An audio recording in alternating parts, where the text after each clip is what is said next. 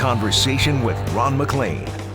Welcome to In Conversation, a real treat for our Friday edition. We have the Member of Parliament for Oakville, the Minister for Public Services and Procurement, the Honourable Anita Anand, joined by Hockey Hall of Famer Angela James. And let's begin with the minister's story. She has 4 degrees. She began with an Honours Bachelor of Arts at Queen's University in Political Studies, then went to Oxford to get another BA in Jurisprudence, then moved to Dalhousie for Laws, and finally to the University of Toronto for her master's degree. And most of her work is in market securities and regulation.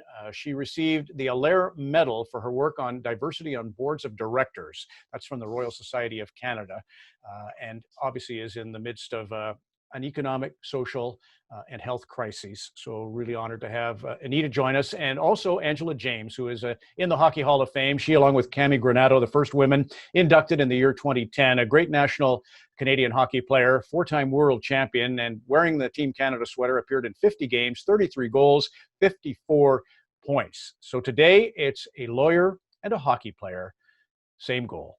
James straight in on Sarah Teeding. Deke scores! Angela James gets the first goal in the shootout for Canada. Angela James is a senior coordinator of sport at Seneca College. She's a camp director at hockey camps. She's a coach, a certified referee, but we know her as the first true superstar of the women's game in the Hockey Hall of Fame, the International Hall of Fame, the Canada Sports Hall of Fame. I can only say that I feel so very, very privileged to be one of the first females to lead us into the great Hockey Hall of Fame. The time is right. We are here. And who is next? Liberal MP for Oakville, Anita Anand. What I'm hearing from our community is they want a strong voice in Ottawa representing their interests. They're focused on things like the environment, National Pharmacare program, a strong economy, and I'm going to do my very best to represent those interests when I get to Ottawa. And there is the Honourable Anita Anand, our Member of Parliament for Oakville and Minister for Public Services and Procurement. So really appreciate it. Obviously, Minister, I know what your life is like right now. And Angela James, same for you. It's great to have you anytime we can have a visit to celebrate your amazing human rights championship and your hockey championships. First, you have a connection. This is a funny way to begin, but since the Minister lives 8 doors that way, and we all have a mutual friend, Adam Graves, who won the Stanley Cup in Edmonton and New York. First to you, Minister, how do you know Adam Graves, the hockey great? Well, our daughters went to the same school, and so I know really the family through our daughters. And your story, Angela? Well, I've probably said this story many times, but Adam was a counselor at the Seneca College hockey school, but Vern Buffy hired Adam, and along with Steve Spott and a lot of the other young greats. And I had the pleasure of meeting Adam when he was very young and as he went into adulthood. So now I know his wife, his family, and yourself as well along the way, and all the great people that he surrounds himself around. Angela has skated, Minister, here in Oakville. In fact, she was getting a little hot at me trying too hard in a game with my wife, Carrie, and the Honey Badgers, which is Violet Graves' team. Anyway, our love to them. Listen, to you, our greatest respect, Anita. Just tell me about your life, because I think you were here for Black Lives Matter, had an initiative in town yesterday. I would love you to speak to that, and then we can move into the work you're doing with the government. Well, as you know, Ron, the issues relating to racial discrimination and systemic discrimination have been at the heart of what I stand for since time immemorial. And I believe strongly that we need to do whatever we can to combat racism in our society. It's one of the reasons I ran for public office. And yesterday in Oakville, we were really proud and grateful to be able to march with a group of young people and really Oakvillians across the spectrum to stand up for Black Lives Matter. And it will be something that continues on, I believe, in this town and across our society, a recognition that systemic discrimination actually does exist here in Canada. And we need to stand up for what we believe in that respect. And the fact that we could have a peaceful protest is an incredible aspect of this society, and we need to continue to exercise those rights because it's a privilege to have them. Angela, what have you been feeling in the last 2 weeks? Well, I've been trying to avoid all these conversations because I feel that there's no way out. Very smothered for our human race. Very confused. I come from a background of a Black father and a white mother, and half my family's white, half my family's Black. But I just don't understand some of the things that we're doing. That we're looking at history and it's just repeating itself, and I really believe, like Anita just said, peaceful demonstrations. It worked back in the days, and I think it can still work, but it's got to start from our homes. It's got to start from educating our children and understanding acceptance and tolerance. And when I talk to my young kid today, like even months before any of this, I would say, "Oh, is that young boy? Is he Black?" And they go, "Well, what do you mean Black?"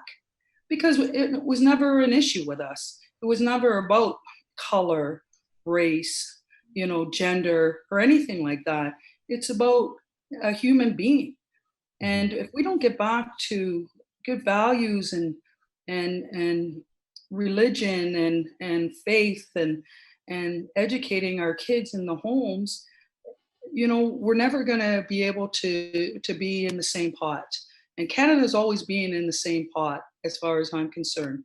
And yes, absolutely, there's been some huge discrimination against Black men and women, and so many other nationalities. And people have tried to do it peacefully, and it's not working. And so now it's just come to a point where it's at a head, but they're seeing that this outrage isn't working either. So we've got to come up with a plan, and we have to still work together, because it's not everybody that is racist out there. The majority are not, and we have to come up with a plan to come together. And I think, Anita, I know you probably got so much in your head that way better than me. I'm just a hockey player, but I still believe in the powers to be, that we're going to get through this. Go ahead, Anita. Exactly.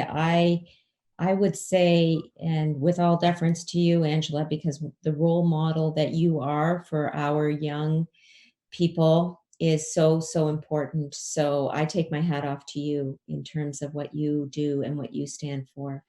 And I think that it is so important for us to realize that we need to have the conversations of the type Angela was describing at every table, at government tables, at higher institution tables, in the public sector, in the private sector, and the boardroom table. These are conversations and actions that we need to take explicitly, and to call out the existence of racism. And it's only by standing up and having those conversations each and every time that we will begin to make some progress.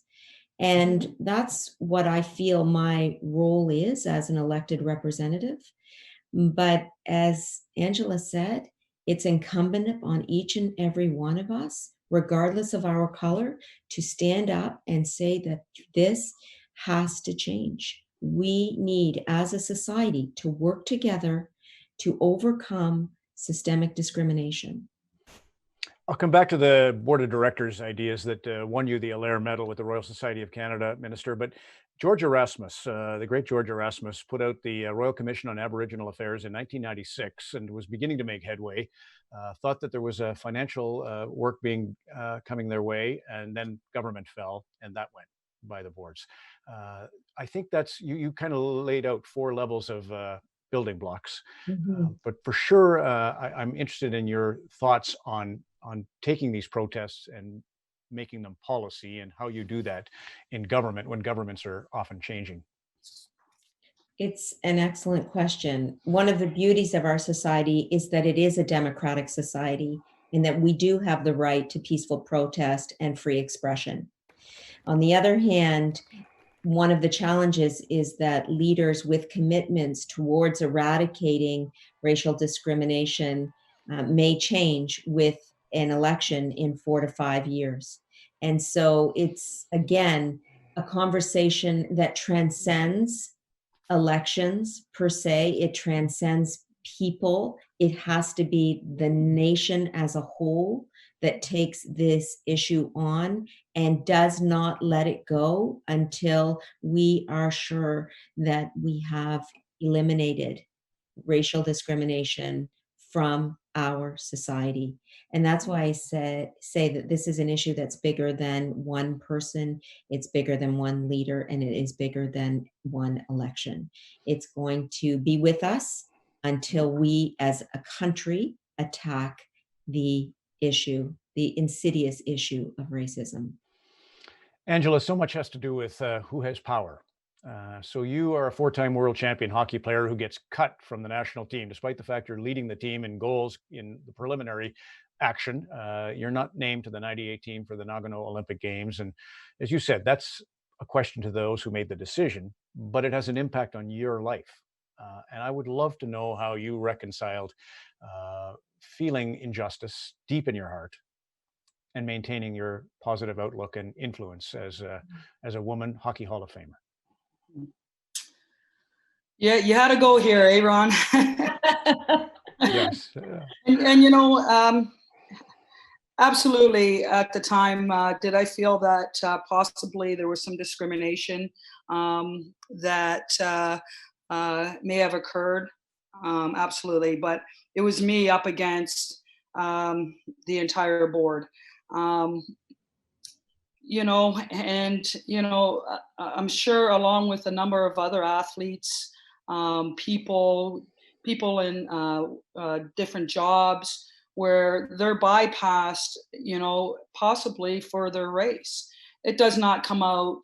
Nobody comes out and says it, but you know, deep down inside that somebody may have um, um, a problem with racism, and you know, and by the time that you can obviously prove it, well, the world's moved on because the world moves on fast. Mhm. And you know, people in positions of whether it's head coaches or owners or anything like that, absolutely, they have the power, they have the money. Money is power, power is money, Mhm. and you know, decisions are made, and so on and so forth. Yeah, you know, I experienced how I moved on. You know what? I surround myself around very good people, black, white, that supported me, Asians. It doesn't really matter.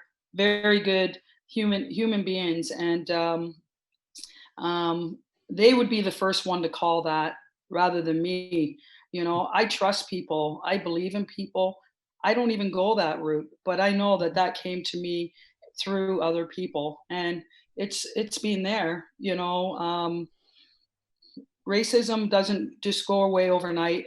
It has to be continued to be put out there. You know, the way it is right now, I don't think burning down buildings and looting and causing, you know, these communities to be in a disarray and now are basically reverting back is the answer. But you know, when we're into people with power and that, there's got to be some type of qualification, like Anita was just saying, in terms of some of the steps, if I'm understanding that correctly, that there has to be some history looked into that. That has to be a qualification. Where have you, what have you done? What are your beliefs? Where you know, the history of people, so that you know that uh, it would be very difficult, because you know, people scratch their back, they scratch their back, and you know, they're put into power. You know, you take a look at the president, the Trump, you know, the people that are controlling him, and you know, obviously they have a different way of looking at things, and they want to make the changes. And we can go back and the history of years and years and years, but we want to evolve here. We thought we were by this. At least, I did. I never really was subjected to a lot of racism. It was here and there, little things, but not to the degree what's out there right now. And I'm sick to my stomach all the time. I hate this feeling. I hate where we are as a nation, and we can't just give up. Like we as sports figures, and that we know when we have to get down and dirty and we need to fight back, and whether it's a championship, in Canadians especially, that I'm referring to, that we have to stay strong together, and we have to overcome. We have to figure things out, but we can do it. That's a big word, overcome versus eradicate. I love that. Anita, go ahead, please. Well, I want to say that it's very difficult to know if you are experiencing racism, because many times it is not explicit.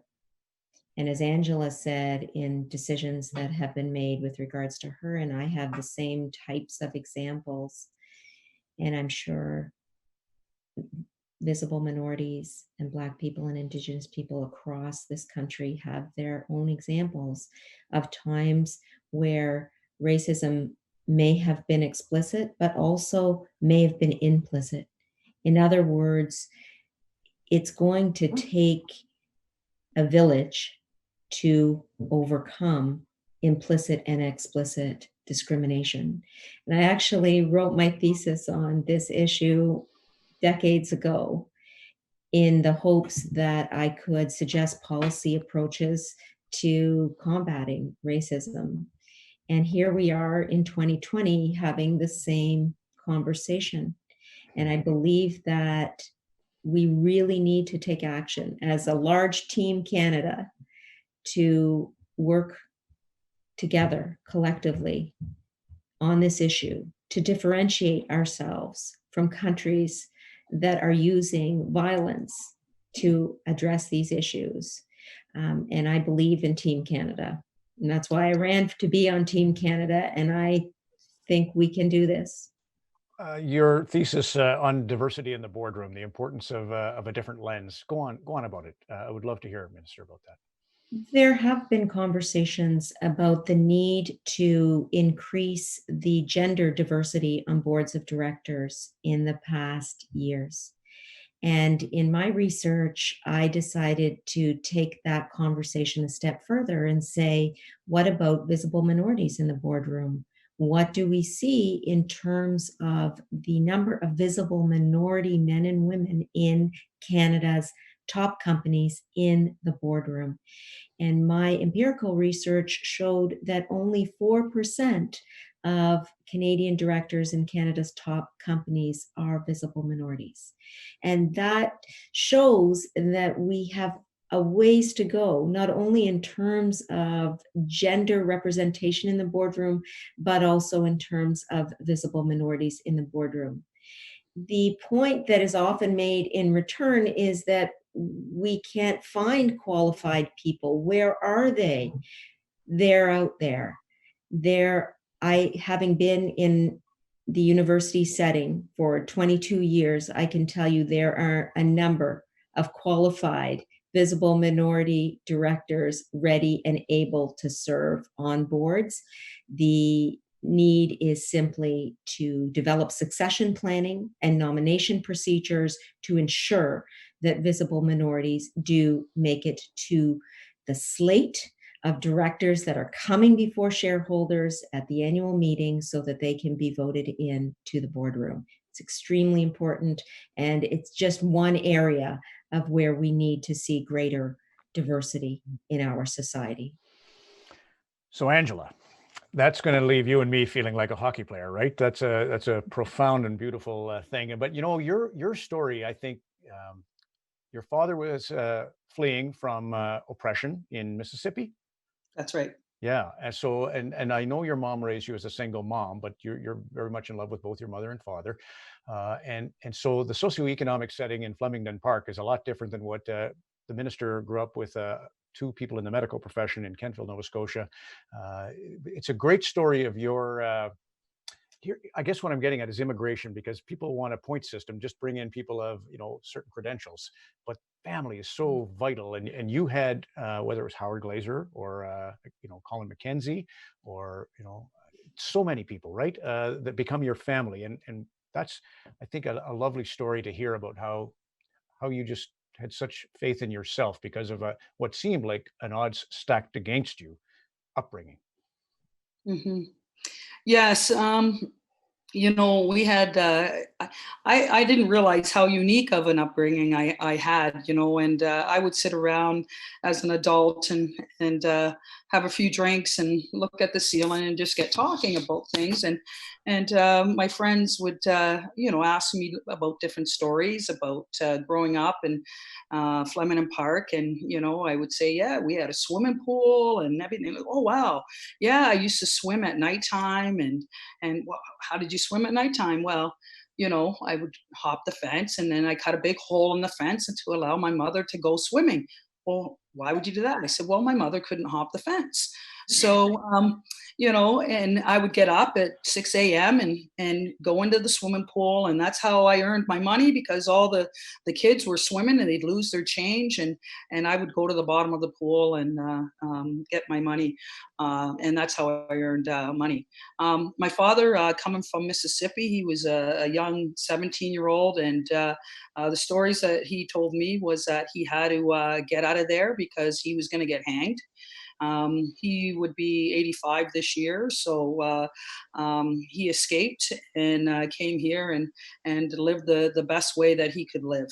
My mother, from Mississauga, Port Credit, raised most of us five. I have a variety of brothers and sisters that from different fathers, and we grew up together in Flemington Park, where there was every walks of life. And we came together. We still have Flemington Park community groups, and we're all into our adults, and anywhere from 25 to 75, and every walk of life. But for people have to be accountable as a person, not they shouldn't be accountable as what color they are or what gender they are or anything else. Is as a human being, you be accountable for your actions. And in terms of privileged, and we had some immigrants that would come in, and I remember growing up, I was the only person of color, and then some other people, Jamaicans, started to come in and as immigrants, and it was like, hey, where do you fit in? And I'm like, I have no idea. And so, you just kind of justify and grow up. But we work together, and it's unfortunate that things are changing, and everybody's wants to protect what is theirs. But I still believe that we can do this, through love and faith, and through we've got a lot of smart people out there, and even the politicians, and that we can get things together. And I love Canada. I'm standing by Canada. I can't believe that the coronavirus is taking a back seat right now, and people are dying from there, and people are dying from here. So we got to come together. Well, that's actually the minister's doing more on that front than you can imagine, of course, in charge of procurement, ventilators, PPEs. Anita, I'll let you take that, what Angela said and the concept of immigration if you wish, or we can switch to your although Angela and I grew up in different countries and to some extent and different circumstances, I can relate in the sense that my family immigrated to Nova Scotia in the 1960s, and there weren't very many South Asian families in the province at the time. But that didn't matter in that community. we were accepted with open arms, and the concept of our difference from everyone else in the community did not affect our interactions with people on a daily basis. And I will say it was the loving community that I grew up in, which made me want to move to a community like Oakville, which is so similar. And so I'm so grateful to be able to be the member of parliament from Oakville, to give back and try to help create the community that gave me my legs when I was so young. And it's exactly what Angela said. It is coming together, working really hard, seeing a problem, and trying to address it. And that actually is a good segue to talking about what we are doing to combat COVID in terms of procuring PPE. And so I can talk about that if you like. Yes, please. The federal government is purchasing personal protective equipment, gloves and masks and gowns for Canada's frontline healthcare workers on the basis of requests that come from the provinces and territories. And so, as the Minister of Public Services and Procurement, I have been in charge of that procurement. And I will say that I have been gripped with a sense of urgency in terms of the need of our healthcare workers to have PPE.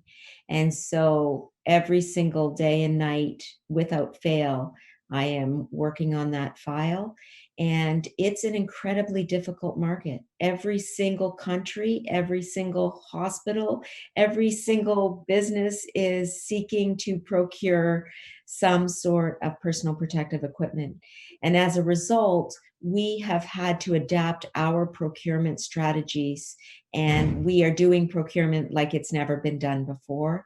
We are revolutionizing the way in which government does procurement, in the sense that we have to work very quickly and we have to watch our supply chains from start to finish. So from the manufacturer to the warehouse that we have in China and other countries, and right on the flights all the way back home, we are watching that supply chain. And in addition to international procurements, you will have all seen that we have domestic capacity ramping up in the area of face shields. And I know hockey fans will love this, that Bauer is now making face shields for use as PPE, and a number of other companies across this country are ramping up hand sanitizer, gowns, gloves, reagent for use in testing. We are procuring all of these goods, and they're being made right here at home in this amazing country.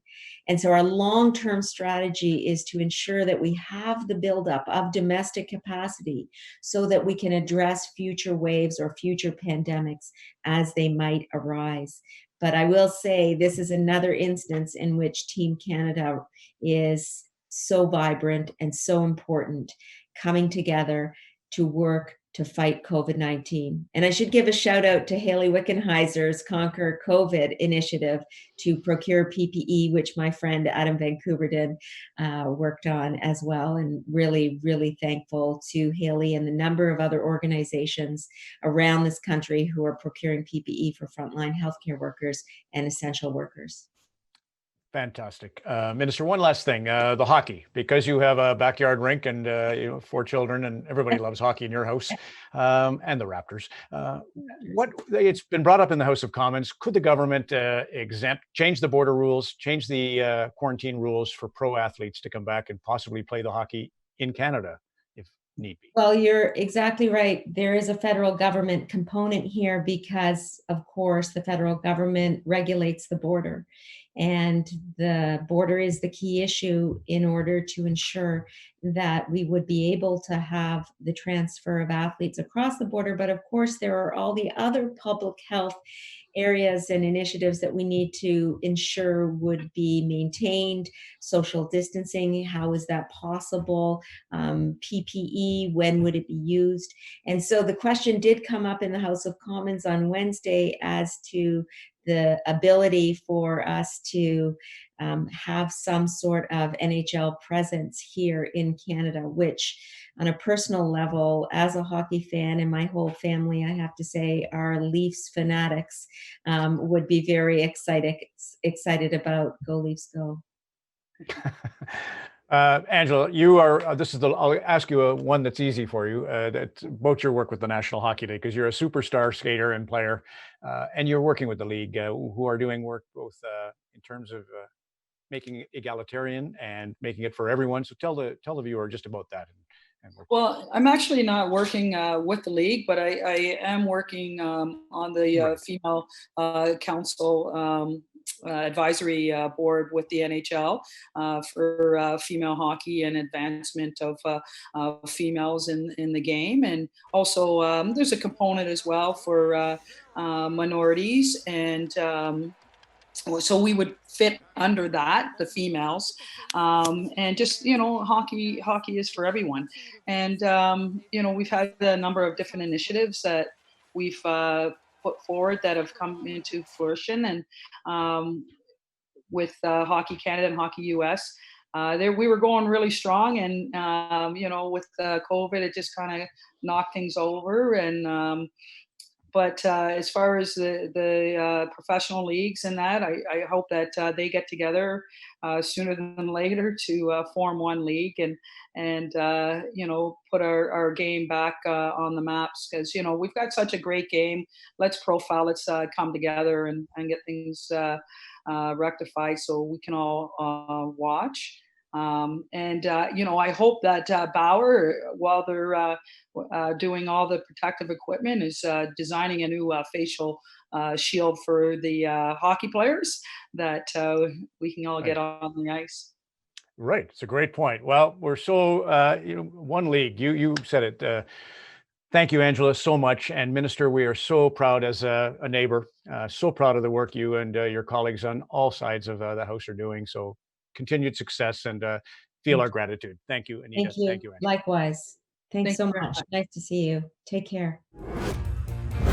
Yeah, a huge debt of gratitude to the Minister and to AJ8, Angela James. We are back on Monday, 7 o'clock Eastern, 4 Pacific, with filmmakers Kwame Mason and Charles Officer.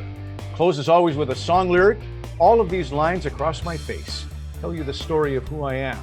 So many stories of where I've been and how I got to where I am. That's Brandy Carlisle. I hope you enjoy the weekend. For all of us, thanks for watching, and so long.